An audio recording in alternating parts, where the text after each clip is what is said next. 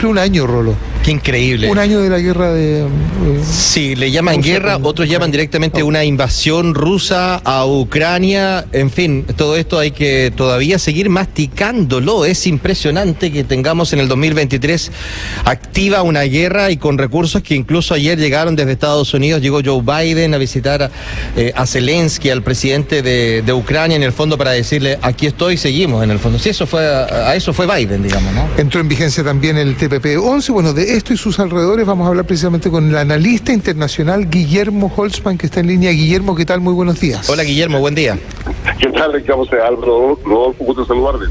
Buenos días. ¿Con qué empezamos? ¿Con el TPP-11 o nos vamos a ver un año? Es un hito. Se esperaba, Guillermo, que Rusia, que le gustan los hitos cada vez que hay una situación, no digo solo por Putin, sino además como una cuestión cultural, hiciera algo y se esperaba. De hecho, Ucrania estaba atenta a alguna reacción mayor. Eso no ocurrió. Por el contrario, Estados Unidos interviene con mucha fuerza visitando incluso la zona, ¿no? Exactamente, en una visita inesperada del presidente Biden a Ucrania, en su paso hacia Polonia, y después de haber estado en la cumbre de seguridad de Múnich que se realizó la semana pasada, y donde efectivamente Estados Unidos, primero que nada, compromete un apoyo y un respaldo inalterable a Ucrania, anuncia en su visita a Ucrania $500 millones adicionales de ayuda, y se establece en esa reunión de seguridad apoyado por Estados Unidos de la entrega de tanques Abrams. Francia hace lo propio con sus tanques AMX, lo que ya había hecho Alemania con los tanques Leopard. Con ello, digamos, hay varias derivadas importantes. En primer lugar, de que se estima de que la invasión de Rusia a Ucrania o la guerra que hay dentro de Ucrania no tiene un fin a corto plazo, sino que se va a extender por parte importante, si es que no por todo el año 2023. Segundo, que hay una voluntad de Estados Unidos y la OTAN y la Unión Europea para poder seguir dando apoyo militar y económico a Ucrania y impedir justamente el avance de que pueda tener Rusia en territorio ucraniano. Y en esa perspectiva está por sobre todo eso las negociaciones con China, a la posibilidad de que China le brinde apoyo militar o por lo menos de soporte de insumos militares a Rusia, y en consecuencia se plantea un escenario bastante complejo que Biden se ha encargado de resaltar con esta visita para demostrar la voluntad de Estados Unidos para poder defender a Ucrania. Sí, Guillermo, se habla de una visita, claro, sorpresiva, pero que fue planificada con meses y además fue avisado Rusia de esta visita. ¿Cómo se entiende esa...? A ver, ¿puede entenderse como una deferencia? ¿Cómo se lee este aviso a Rusia en la planificación de este viaje comillas, sorpresa de Biden a Ucrania? Ahora, el aviso básicamente tiene que ver con el hecho de que Rusia no se atreviese o no considerase algún tipo de bombardeo sobre la capital de Kiev, donde efectivamente estuvo el presidente Biden, en una ofensiva que Rusia lleva más o menos 10 días contra ciudades principales de Ucrania. En consecuencia es por un tema de seguridad, a sabiendas de que cualquier ataque que fuese cercano a la visita de Biden podría generar una escalada, una respuesta mucho mayor de parte de Occidente y particularmente de Estados Unidos. Okay. Hace un año atrás, cuando se inicia esta invasión de Rusia a Ucrania, se pensaba o se aventuraba que podía ser relativamente corto, que iba a ser algo rápido. Se ha cumplido un año. Hoy día, a un año, dado todo lo que nos has compartido, ¿cuánto más va a durar esta situación? Lo más probable, con los escenarios que tenemos hoy día, con toda la entrega de armas, las ofertas de artillería, defensa antiaérea, radares, tecnología que se está entregando a Ucrania, todo hace pensar que la posibilidad de un alto al fuego difícilmente va a ocurrir en el primer semestre, y tendríamos la esperanza de que pudiese haber algún tipo de negociación para el segundo semestre. Sin embargo, eso pasa por situaciones que son muy difíciles de superar. Rusia no está dispuesto a abandonar ninguna de las zonas que tiene ocupadas de Ucrania. Estados Unidos y la Unión Europea y la OTAN exigen que para que haya algún tipo de negociación Rusia debe abandonar todos los territorios, incluido Crimea, y esa situación hoy día no tiene ningún tipo de avance y solamente hay un diálogo donde es un diálogo de sordos en la práctica, donde efectivamente Rusia quiere mantener su posición en Ucrania y lo que ofrece Rusia es sentemos a negociar, pero no está en el punto de negociación que pueda entregar los territorios ocupados. En consecuencia, estamos en un punto muerto.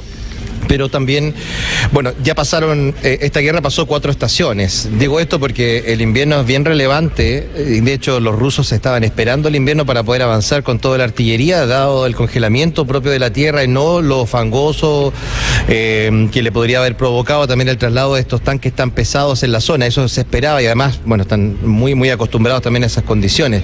Pero hemos pasado primavera, verano, otoño, invierno, está todo, sigue todo esto igual y es probable que, como bien lo dices tú, Guillermo, tengamos una guerra muy prolongada con ciertos hitos que pueden ir marcando además, si es que no avanza en la cooperación internacional, el entendimiento para poner fin a esto, porque no es solamente Rusia-Ucrania, Europa está complicada con el gas, Europa está complicada además con las decisiones, con las posiciones, la OTAN tiene además una postura bien rígida sobre lo que ocurre y también Rusia sobre esa mirada, entonces no se ve fácil el desenlace de esto, no se ve un desenlace pronto, más bien algo, como tú lo indicas, quizás muy prolongado y con hitos que se vayan generando, marcando, salvo que tengamos una cosa distinta, digamos, ¿no?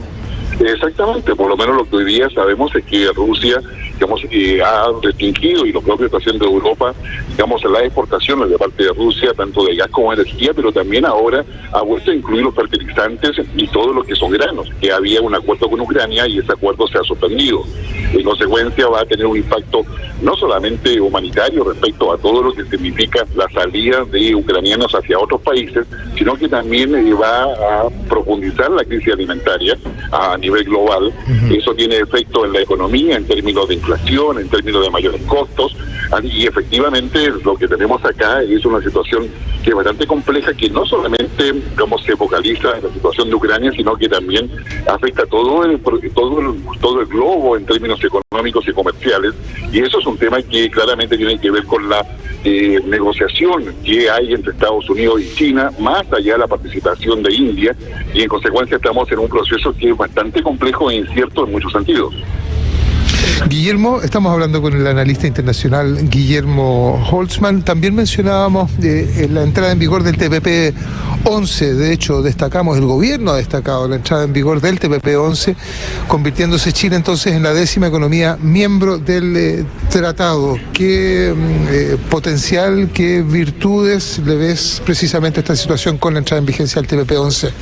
A ver, el TPP-11 es un tratado progresista de última generación que beneficia a Chile en muchos sentidos en términos de exportaciones silvoagropecuarias, hubo exportaciones forestales, hubo exportaciones minerales, y también es un interesante instrumento para atraer inversión.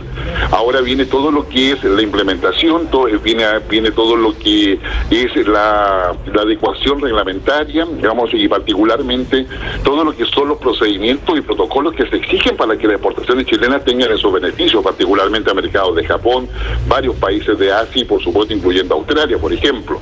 Y eso, sin lugar a dudas, constituye, yo diría, un avance importante, y donde el gobierno ha anunciado también que va a insistir en el contenido de las 6 letras, es decir, establecer modificaciones en la resolución de controversias entre el Estado y los inversionistas o los privados, que es un tema que se había cuestionado desde el gobierno y que hoy día el propio gobierno, las reuniones previas que ha tenido para la implementación, ha puesto también en la agenda, y probablemente va a ser un tema de larga negociación.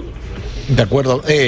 Bueno, acá se rompen, ¿no?, algunas barreras arancelarias que pueden ser beneficiosas también, pero lo de las cartas bilaterales no es fácil, porque no es lo mismo para cada país y para cada suerte que tengan que además encumbrar juntos, digamos, ¿no? Por ejemplo, lo que ha dicho Canadá, porque en su momento el propio presidente de la República ha dicho, no, el camino está bastante habilitado con Canadá para poder resolver estas diferencias, pero Canadá le dijo, no, espérate un poquito. O sea, una cosa son nuestros deseos y lo otro es ya estar dentro de este tratado que trae reglas que son duras y que en el fondo lo que estamos tratando de hacer en Chile, así lo entiendo, ayúdanos, Guillermo, es tratar de que ir viendo esta particularidad con cada uno de los países, dependiendo de las materias primas, dependiendo de muchas cosas, la propiedad intelectual, también la semilla, hay un largo etcétera, ¿no?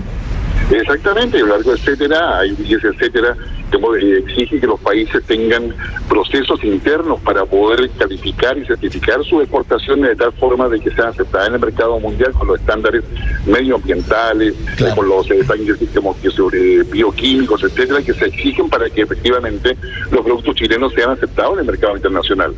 Los mayores beneficios son para China en términos de sus exportaciones, gran parte de las importaciones de los 10 países que son parte actualmente del TPP-11 entran acá, cobran arancel cero. En consecuencia, no es mucha ganancia para esos países, pero sí lo es para Chile, que puede ampliar su producción agroindustrial, agropecuaria, pecuaria, digamos, incluso acuífera, en términos de todo lo que es salmones, por ejemplo, que le da una mayor competitividad a las exportaciones chilenas. Y esos elementos es necesario que sean adecuadamente regulados en términos de Chile y donde efectivamente se defiendan los intereses del país, pero en un nivel de estándar internacional que está asociado al TPP-11 y donde están los mecanismos también pertinentes para poder modernizarlo y poder hacerlo más flexible a las exigencias futuras que van a tener los mercados. De acuerdo. Es precisamente lo que han expresado algunos sectores productivos, de la posibilidad que va a dar de recuperar la competitividad en distintas áreas de la economía que se había perdido en los últimos años. Muchas gracias, Guillermo, por haber conversado con nosotros, Guillermo, en el Expreso Bio Bio. Un abrazo. Un abrazo para ustedes, que estén muy bien. Muchas gracias. Igualmente. Ahí está Guillermo Holzman, analista internacional, conversando sobre estos dos temas que son muy relevantes. Uno que tiene que ver con un año de lo que está sucediendo con la guerra entre Rusia y Ucrania, Ucrania y Rusia, que tiene al planeta entero obviamente atento. Y lo segundo, que vamos a ver cómo se va a implementar el TPP-11 ya en nuestro país.